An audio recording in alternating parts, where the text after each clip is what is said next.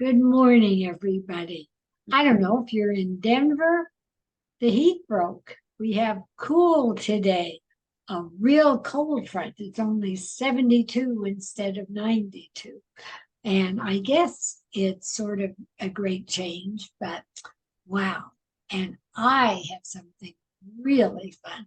May not be a cool day, but a warm greeting of welcome to Dan Segall, who is the new executive chef at Ace Eat Serve. I've gotten to meet him, and I want you all to. Good morning, Dan. Good morning. Thank you so much for having me. Well, you come here. I've eaten there, obviously, since you've been Yes. there. And I adore Ace. You're going to make it only better. But I want you to tell about Dan Segall, because this isn't a guy anybody's heard of around here. I know, right? It's one of the reasons why I've stayed out of the country for so long is because I've worked overseas for 20 years and everybody knows me in Asia, but nobody knows me here. So yeah, Okay. so I was let's see, I'm from Massachusetts, near halfway between Boston and Providence. I started cooking for myself, my own meals when I was 11. Because my mother stopped cooking meat for me. My mother was vegetarian and just didn't want to cook meat for me and just said, "You're big enough, you could cook it yourself." And that's sort of where all the trouble started. Oh my gosh. And I cooked all through high school. I went to university. I studied fine arts, drama, theater, but I cooked all through college. And I moved to New York City and was working in restaurants and trying to make a life in the theater as well. And decided that one was going to be more successful than the other, and that was the cooking bit. Um, that happened. That happened right. To be honest, it happened right around September 11th. I was in New York City at the time, and it was a tough time for everybody, and it made people kind of reflect on their lives, I guess. Absolutely. I was there 2 weeks after. And yeah. So I, kind of got over that and started working in a fine dining restaurant. Let's say a finer casual restaurant, a really cool restaurant down in Soho called Canteen. That was run by a great chef, Josh Capon. And I got the opportunity to do that because I had helped them open the first working kitchen at Ground Zero. Oh, wow. So at the time I didn't know anybody. I didn't know anybody in my culinary pedigree was I worked at summer camps. I worked in diners. I worked at Denny's for a couple of years when I was in school. So I didn't really have any credentials. And I decided to go to school. But right before that, I started working in a restaurant because I met these guys at Ground Zero. So in a very rapid fashion, I joined the restaurant. I started going to school, and then I decided to take an internship in Singapore for 6 months. Okay. And I ended up overseas for 21 years. Well, Singapore is just gorgeous. Oh yeah, it's a wonderful country, and I really enjoyed my time there. I got there, and I was there for about 6 months. And at the time, I had just completed culinary school, and I'd been working in the business for about 11 years at that time. When did you have, wait, when did you have time to go to culinary school? Okay, so I went after September 11th. I was living in Brooklyn, and I started going to culinary school in Manhattan. Okay. So to what's now called ICE,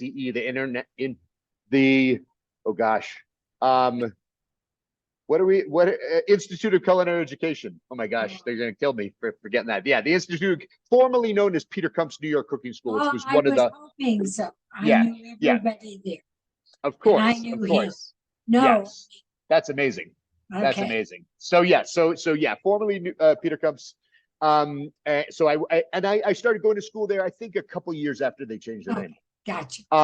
So I used to. This was my schedule. I would get up at 6. I'd ride my bike over the Brooklyn Bridge, up to 23rd Street because the school was on 23rd and 6th. I know exactly. It's a nice ride. It's a nice ride. In the wintertime kind of stinks, but you know, it's a nice ride. I would go to school from 8 in the morning till noon. Then I would ride back downtown to Washington Square Park, chain my bike to my leg, You take a have nap. to. You have to, yeah, take a nap in the park, and then go to my job at 2 p.m.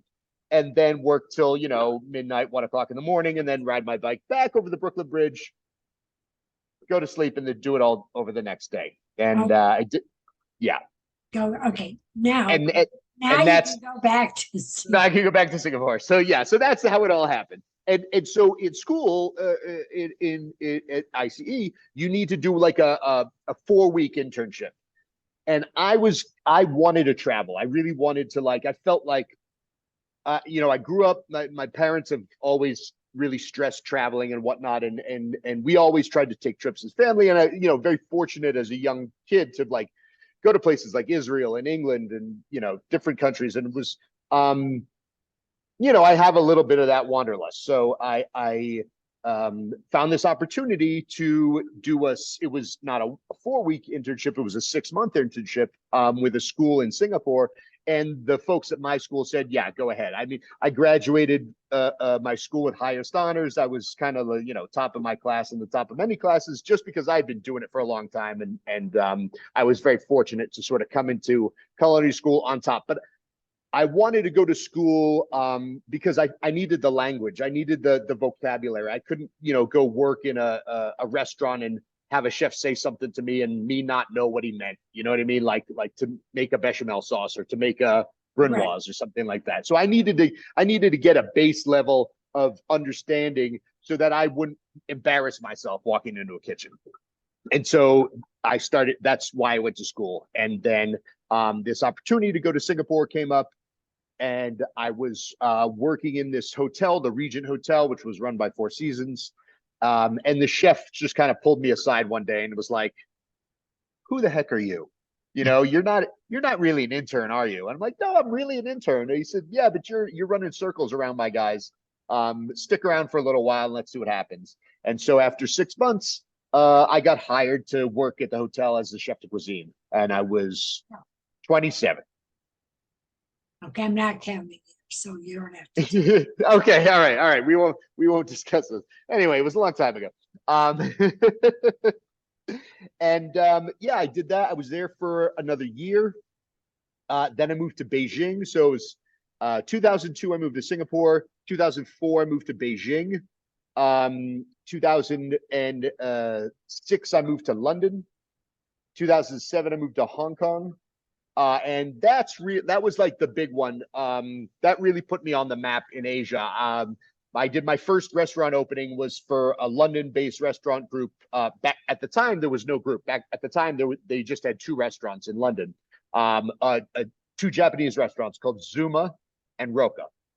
And Zuma is now huge. Zuma, I think they've got 20 outlets around the world. But I was hired.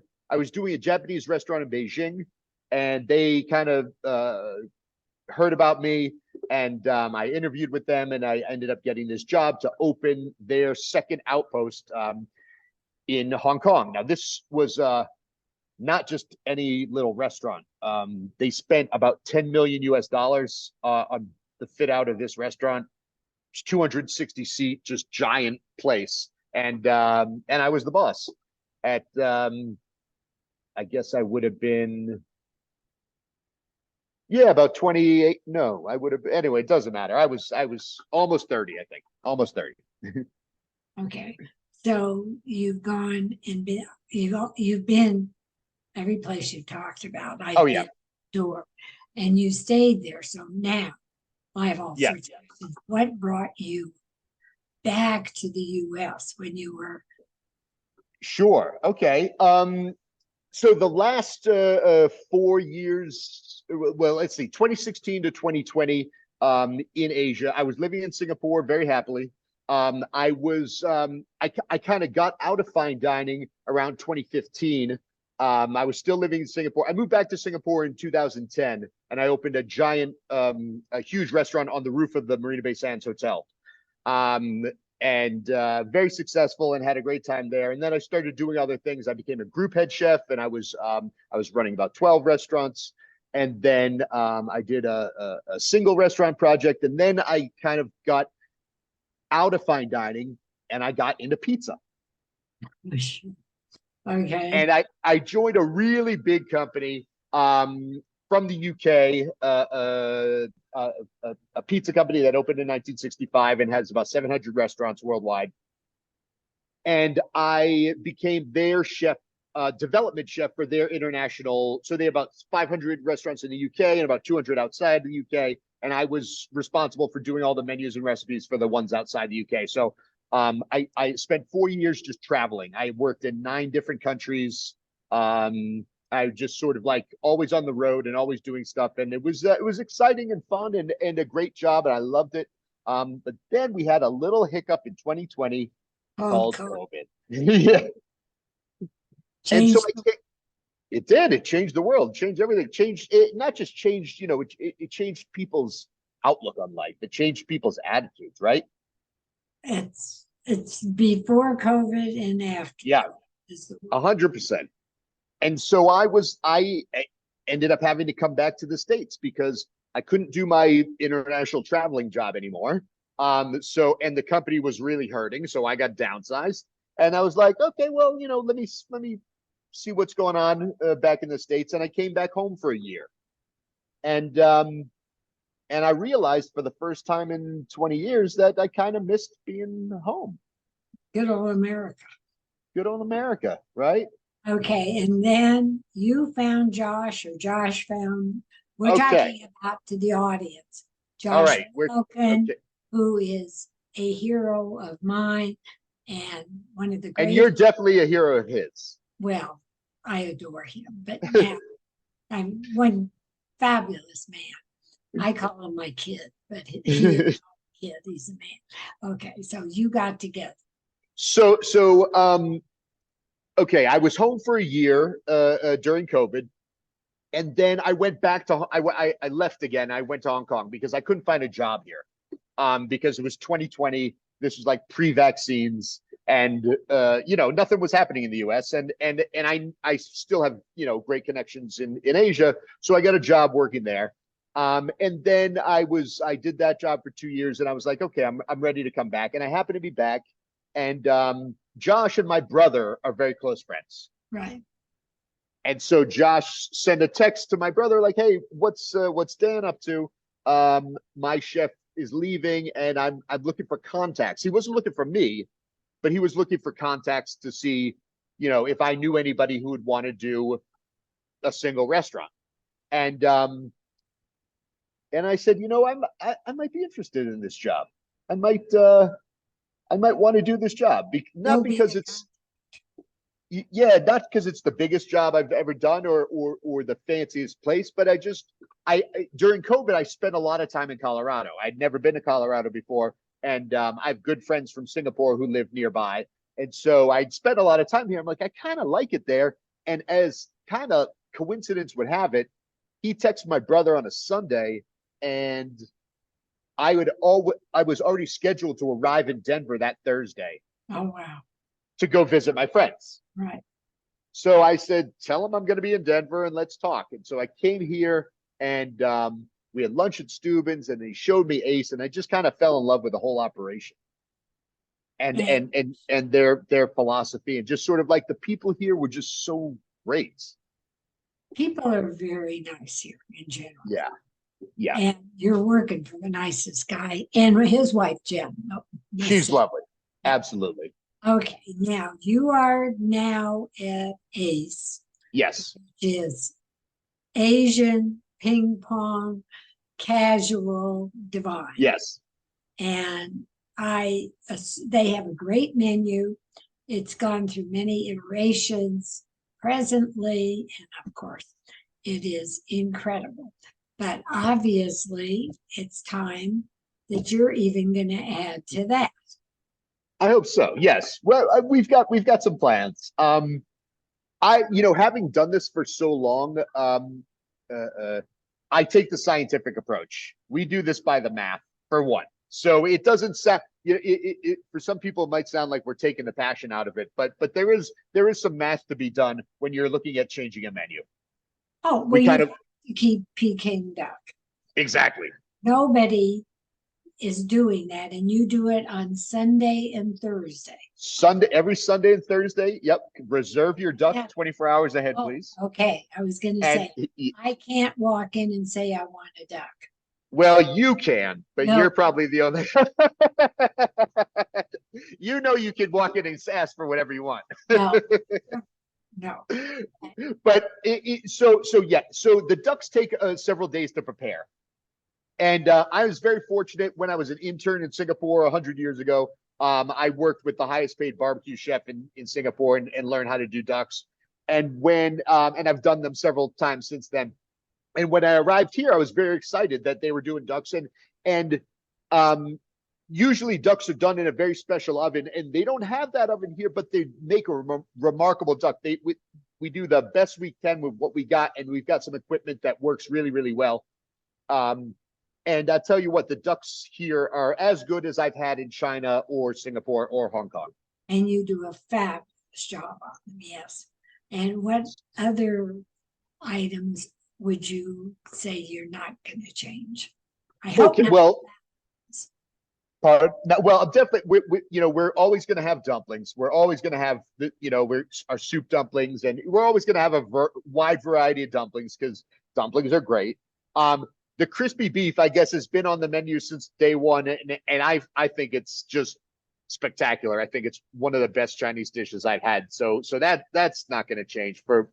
And there's several other things that will remain, but there's definitely a lot of room to change, and we're looking at sort of like what's performing on the menu, what's not performing, and trying to decide what are the next things that need to go on, and that's why I've been running specials like you tried. Oh, they were fat. Well, you sent out a special, and then when we went to do our ordering, we reordered what you said. And I appreciate that. It was so good. That was the salmon and the pancake. Yes, yeah, the kimchi pancake. Oh, that was heavenly. And so was the salmon. But it was really funny because we said, well, okay, let's look at the menu. What are we going to order? And we had to have our bao buns, of course. Yes, naturally. But then we had to have, I said, well, we'd like the same thing. And all my friends too. So we ordered. That's great. Yeah. It'll be fun because, and the other thing about Ace that people should know is it's not outrageously expensive. So many things are now. Absolutely. One of the things I really, I'm a value shopper as well, and I'm not a fancy restaurant guy. I like getting good food at a reasonable price, and one of the things that attracted me about being here is that it's food for the people. Right. And it's fun and be casual. Yeah. And are you going to put in more influences of like Japanese food? Or certainly my kind of go-to where I come from in my Asian cooking is very much based in Japanese. I started doing Japanese food in 2005, and I made my career on doing Japanese, and then that expanded to modern Asian, and so I do a lot of Chinese, a lot of Thai, Vietnamese. I'm not really just so good at Indian. I would love to be, but I'm just not so good at it.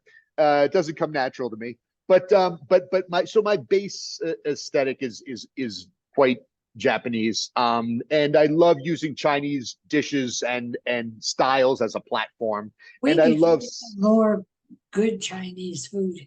Oh, absolutely. I've had some great Chinese food in Denver, though. I will say I've had some really good stuff. I've been running around and I've been eating great stuff here in Denver. But yeah, I definitely want to up our game, up our look. I think we could be a little prettier. I think we could be a little bit more refined and still be reasonably priced. I want to lighten up some things like the salmon dish. You have the tataki, which is, there's no starch on the plate. Well, there's a little bit of radish, but it's a nice light dish. Okay. But some more cold dishes, some more raw dishes. I feel like we kind of jump right into the hot dishes here, and I want to kind of extend that meal a little bit to have some salad and just some things that are a little bit lighter. Be fun. And yeah, just to experiment and see what the people want. That's what we've been running the specials. But I say make it lighter, but then I just ran a creamy crab cake special last week. Okay, you lied. Yeah, I did. But I'll tell you, no calories if it's that good. How's that? No, no. Yeah, absolutely. I have not had that, so I can't say.